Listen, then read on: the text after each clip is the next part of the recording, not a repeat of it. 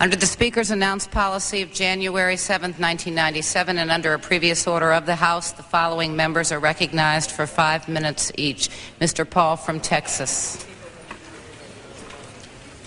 Chair recognizes Mr. Paul for 5 minutes.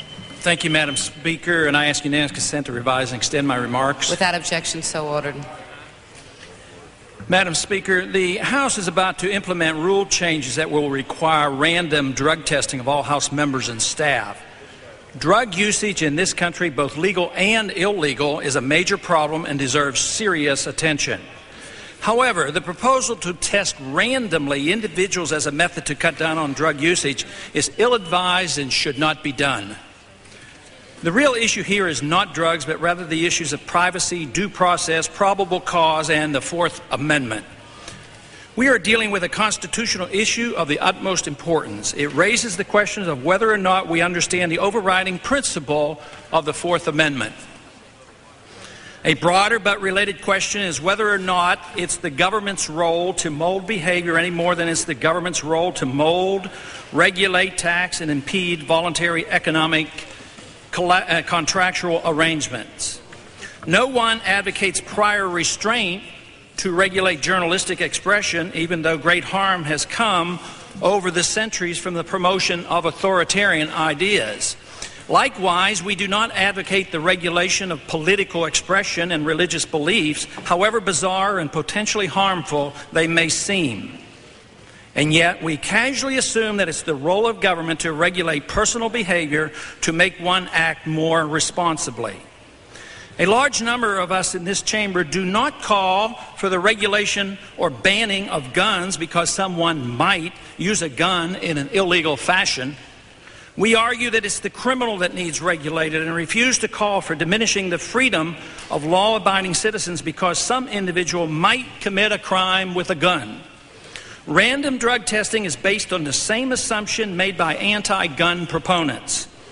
Unreasonable effort at identifying the occasional and an improbable drug user should not replace respect for our privacy. It's not worth it.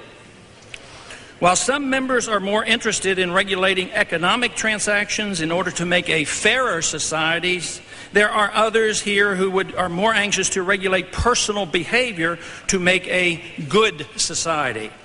But both cling to the failed notion that governments, politicians, and bureaucrats know what is best for everyone. If we casually allow our persons to be searched, why is it less important that our conversations, our papers, and our telephones not be monitored as well? Vital information regarding drugs might be obtained in this manner as well. Especially we who champion the cause of limited government ought not be the promoters of the roving eye of Big Brother. If we embark on this course to check randomly all congressional personnel for possible drug usage, it might be noted that the two most dangerous and destructive drugs in this country are alcohol and nicotine.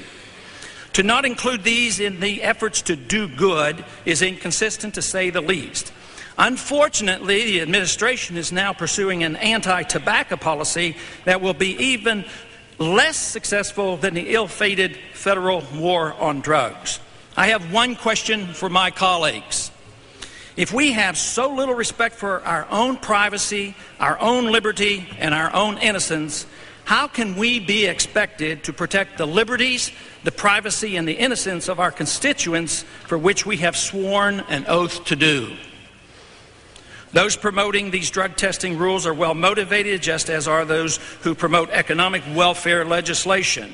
Members with good intentions attempting to solve social problems perversely use government power and inevitably hurt innocent people while rarely doing anything to prevent the anticipated destructive behavior of a few. It is said that if one has nothing to hide, why object to testing? Because, quite simply, we have something to keep: our freedom, our privacy, and the Fourth Amendment. The only answer to solving problems like this is to encourage purely voluntary drug testing, whereby each individual and each member of the House makes the information available to those who are worried about issues like this. And I yield back the balance of my time. Gentleman yields back the balance of his time.